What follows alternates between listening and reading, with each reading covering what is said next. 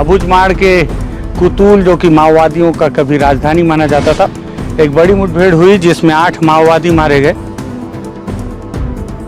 देखकर मुझे लगता है कि ये माओवादियों का ट्रेनिंग कैंप था पहले। ये माओवादी की टोपी है, ये है गांव, और वहाँ से यहाँ चढ़ा हूँ मैं।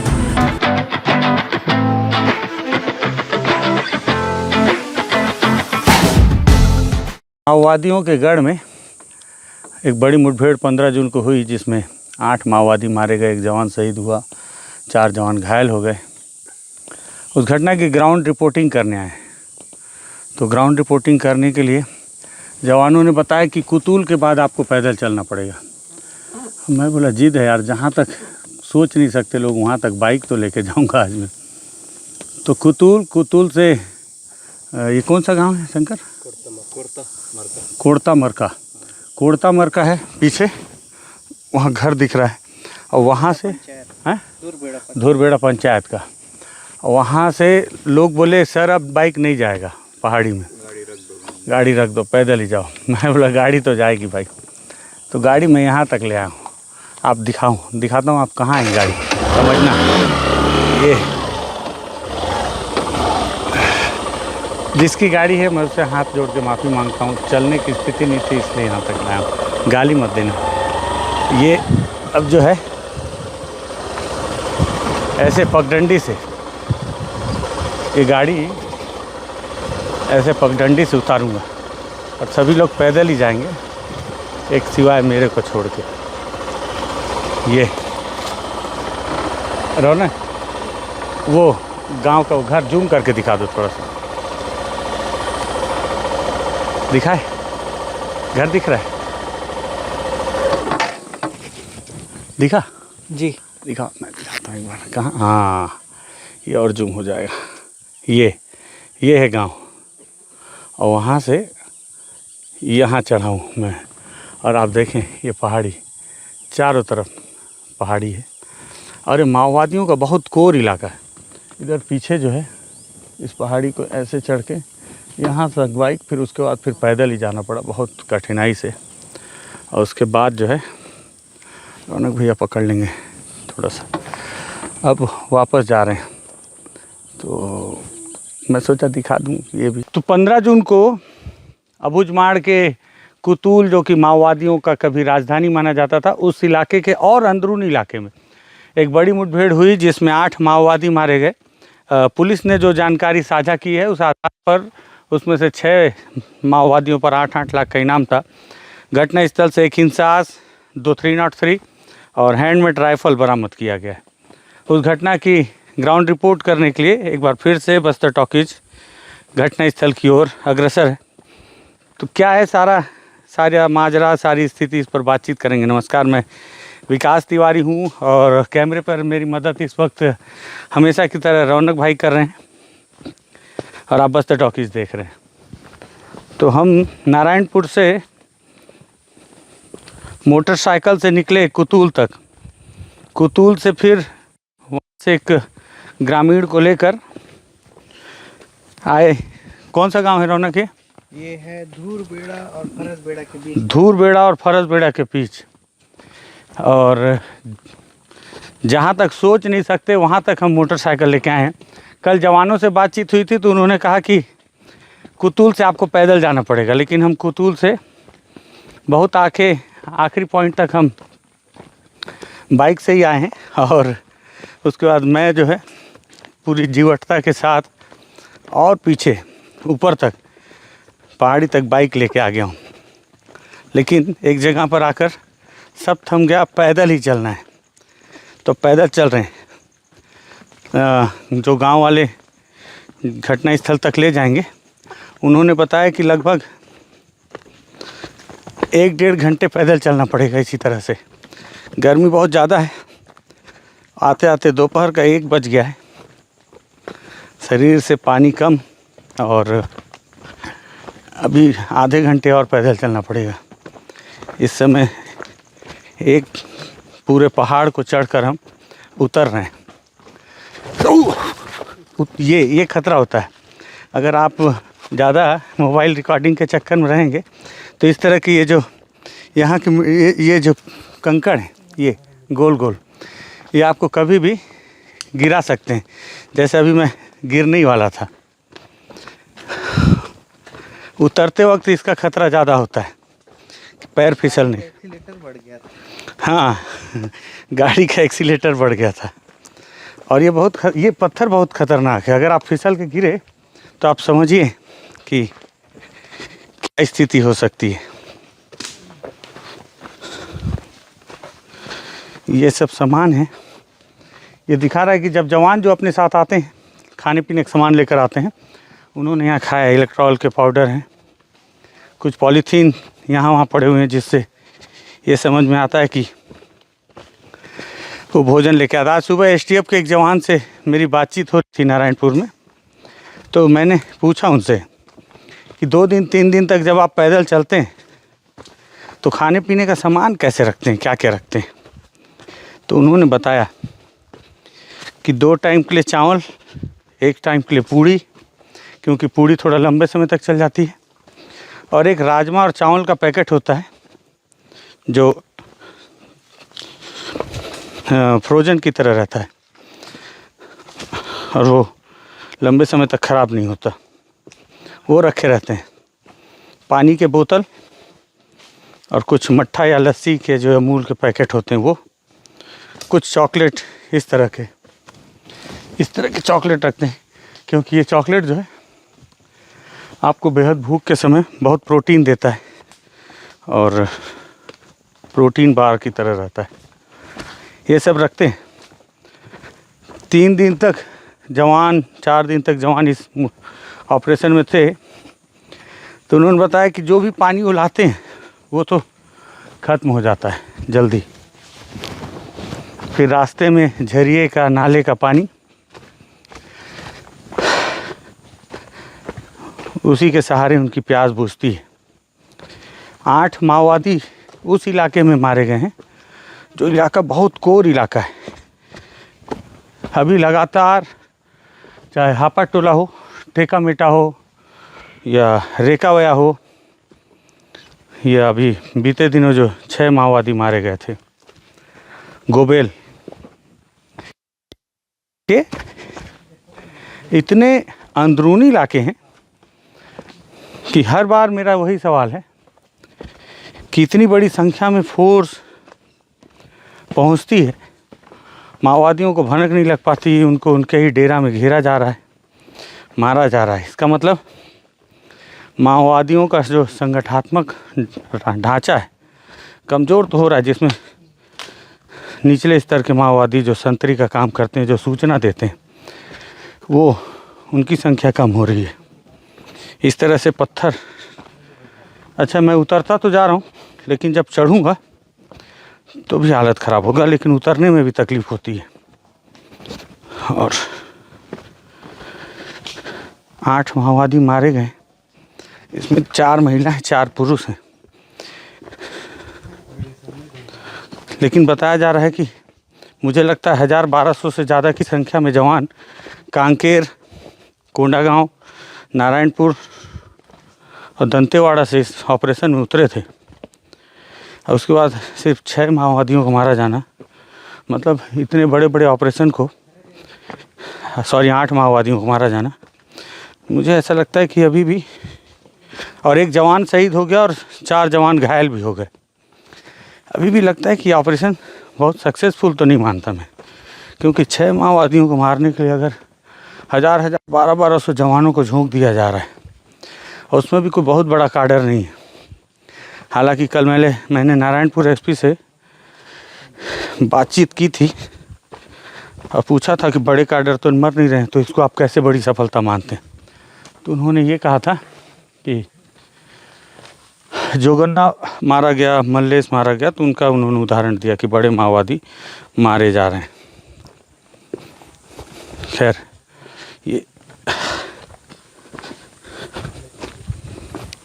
पूरी पहाड़ियाँ हैं, लगातार चढ़ना है, उतरना है, और घटनास्थल पर पहुँचेंगे तो वहाँ की भी स्थिति से आपको रूबरू करवाएंगे। लेकिन आप देखिए कि अगर माओवादी डेरा बनाते भी हैं तो वो इलाका कैसा होता होगा। आगे की तस्वीर आपको दिखाएंगे। मैं अभी जिस स्थान में पहुंचा हुआ हूं, ये देख के अब मुझे ऐसा प्रतीत होता है कि मैं घटनास्थल के काफ़ी करीब हूं, जहां पे 8 माओवादी मारे गए थे।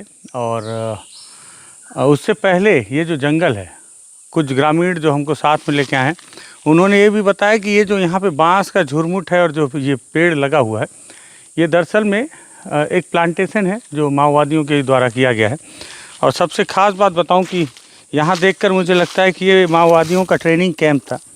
और यहाँ आप देखें, सबसे पहले ये माओवादी की टोपी है, और टोपी के साथ इसे ट्रेनिंग कैंप कैसे मैं बोल रहा हूँ, ये जो आप मेरे बगल में बल्लियाँ देख रहे हैं, ये लगी हुई हैं, ये बल्लियाँ लगी हुई हैं। और कई बार आपको माओवादियों का इसमें, अब सोचिए 1 2 वो 3, वहाँ 3 खंभे गड़े हुए हैं, और इन खंभों की वजह से यहाँ पर झोपड़ी बनाई जाती है।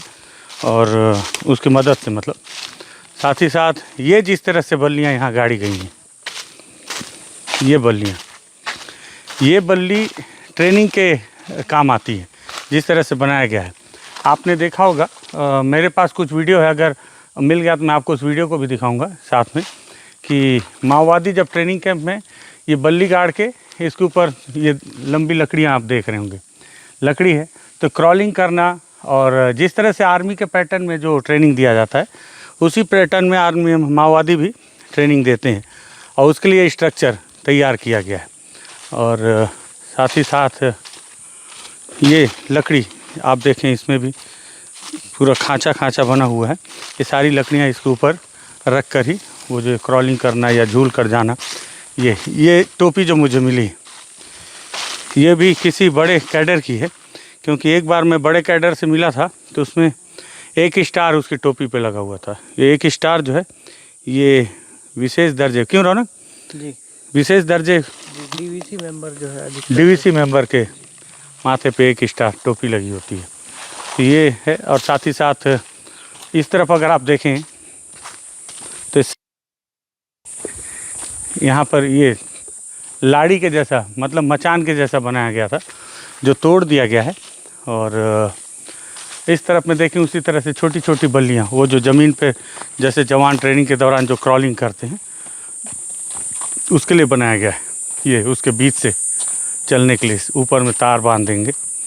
ये देखिए आप, ये भी उसी लिए तैयार किया जाता है कि इसके नीचे से ऐसे क्रॉलिंग करते हुए चलें। तो देख के जो स्ट्रक्चर लग रहा है, ये यही लग रहा है कि यहाँ पे माओवादियों का अगर ट्रेनिंग कैंप रहा, या फिर ये झोपड़ी जैसी भी है, मेरे को लगता है यहाँ ठिकाना था इनके, डेरा। ये देखिए जिस तरह से ये मिट्टी से चारों तरफ बांधा गया है, और ऊपर से इसमें छत रही होगी बांस की, ये जो खपच्चियाँ बता रही हैं कि यहाँ पर इसके मंच बोल सकते हैं, या जला दिया गया है, झोपड़ी है उनकी। तो ये अब हम उस इलाके के काफ़ी करीब हैं जिस इलाके में मुठभेड़ हुई थी। अब आगे देखते हैं क्या है। नारायणपुर से सुबह से निकला हूँ और 2 बजने को है, और अब मैं घटनास्थल के बहुत करीब हूँ। अब बता रहे हैं कि इसी पहाड़ी पे चढ़कर अब वो घटनास्थल है जहाँ पर वो भीषण मुठभेड़ हुई। इसके पीछे जो गांव था, वहाँ से कुछ गांव वाले हमको रास्ता दिखाने के लिए आए हैं, और पीछे जो जंगल था उसमें उसे देखकर साफ नज़र आ रहा था, जिसमें मैंने आपको दिखाया कि वहाँ नक्सलियों का डेरा भी था और ट्रेनिंग कैंप भी था। अब ये फाइनल पहाड़ी है, बताते हैं। एसटीएफ के जवान से जो हमने बातचीत की थी, और गांव वालों ने भी जो बताया कि पूरा ये जो इलाका है, असल में अभी फोर्स कर क्या रही है, सबसे पहले माओवादियों के लोकेशन को ट्रैक कर रही है, और जब वो पूरी तरह से कंफर्म हो जा रही है कि ट्रैक हो चुके हैं और वाकई वहाँ पे माओवादी हैं, इसमें ड्रोन, जीपीएस, माओवादियों के मोबाइल के टावर का लोकेशन और उनके मुखबिर की सहायता, सारी चीज़ें ली जा रही हैं। लेने के बाद उस इलाके की छानबीन करने के बाद जब ये कंफर्म हो जाता है कि उस इलाके में माओवादी हैं, तो उस इलाके के लोकेशन के आधार पर आसपास के सभी ज़िले के फोर्स को वहाँ पर एक साथ पहुँचाया जाता है। और जब सारे जवान जब चारों तरफ से घेर लेते हैं पहाड़ी को, तब फिर आगे बढ़कर उन्हें समेटा जाता है। और ऐसे में जो माओवादी वहाँ से निकल के भाग जाते हैं वो तो बच जाते हैं, लेकिन जो नहीं भाग पाते तो वो मुठभेड़ करने की स्थिति में भी नहीं रहते, क्योंकि ये खास बात है कि माओवादियों के गढ़ में, उनके रहने के इलाके में फोर्स एम्बुश लगाकर पहुंच रही है, क्योंकि एम्बुश जिसका होगा नुकसान दूसरे को ही होगा। अगर माओवादियों के एम्बुश में जवान फंसते हैं तो जवानों को नुकसान, जवानों के एम्बुश में माओवादी फंसे तो माओवादियों को नुकसान। लेकिन आप सोचिए, दोनों को मैं सोच रहा हूँ कि एक तो माओवादी ऐसे पहाड़ों में रह रहे हैं, कौन सी लड़ाई है, कैसे जीतेंगे, ये तो किसी बड़े लीडर से मिल के ही पता चलेगा। लेकिन सुरक्षा बल के जो जवान हैं, वो जवान कितनी दूर से पैदल चले आ रहे हैं, 3 दिन 4 दिन का भोजन लेकर। एक जवान से मेरी बात हो रही थी तो उसने बताया कि ड्राई फ्रूट्स भी रखते हैं। तो मेरी जिज्ञासा हुई कि ड्राई फ्रूट्स में क्या दिया जाता है। तो उसने बहुत ही मासूमियत से बताया, चना, मिक्सचर, बिस्किट। तो मैं बोला, जवानों के लिए ड्राई फ्रूट्स जो हैं काजू बादाम छुहारा नहीं होते, चना और बिस्किट होते हैं। लेकिन बजट जो है वो काजू किशमिश का ही आता है, लेकिन दिया जाता है बिस्किट और चना। सोचिए, देशभक्ति जनसेवा की बात करते हैं लोग, जवान शहीद हो जाता है तो बताते हैं कि जवान शहीद हो गया, शहादत व्यर्थ नहीं जाएगी। जिंदा है तो उसके खाने का हिस्से का निवाला तो भ्रष्टाचार में व्यर्थ चला जा रहा है। जवान बोल नहीं सकता कैमरे के सामने। एक उज्जवल दीवान है, वो बगावती करता है, लेकिन अकेला चना कहाँ भाड़ फोड़ पाएगा। कोई जवान कैमरे के सामने बोलेगा तो नौकरी चली जाएगी, ये दिक्कत है। लेकिन मुझे लगता है कि जितनी दूर से जवान पैदल चल रहे हैं अभी लगातार ऑपरेशन में, उनके खाने पीने के लिए विशेष व्यवस्था सरकार को करनी चाहिए। अब आप सोचो कि करोड़ों अरबों रुपए आप खर्च कर रहे हो बस्तर में विकास के नाम पे, नक्सल उन्मूलन के नाम पे, और जवानों को ड्राई फ्रूट्स के नाम पर ड्राई फ्रूट्स दे रहे हो। रौनक हंसते हैं, बोलता हूँ तुम्हें, बताते हैं कि ड्राई फ्रूट्स है, लेकिन देते हैं ड्राई फूड, मतलब सूखा खाना जिसमें चना और मिक्सचर है। तो मैं उन ईमानदार अधिकारियों से निवेदन करूंगा कि जवान बहुत मेहनत से इस गर्मी में इतना पैदल चल रहे हैं, तो कम से कम उनको उनके हिस्से का निवाला दें और उसमें कोताही ना बरतें। क्योंकि जवान अगर पौष्टिक आहार खाएगा नहीं तो ऐसी पहाड़ियों में चढ़ेगा कैसे, और इतना पैदल चलने के बाद लड़ेगा कैसे। अब पहुंचेंगे तो वहाँ की तस्वीर भी दिखाते हैं। ये तीसरी पहाड़ी चढ़ रहा हूँ मैं ना रौनक, तीसरी पहाड़ी है, मतलब जो पैदल। 2 पहाड़ी तो बाइक पार कर लिया।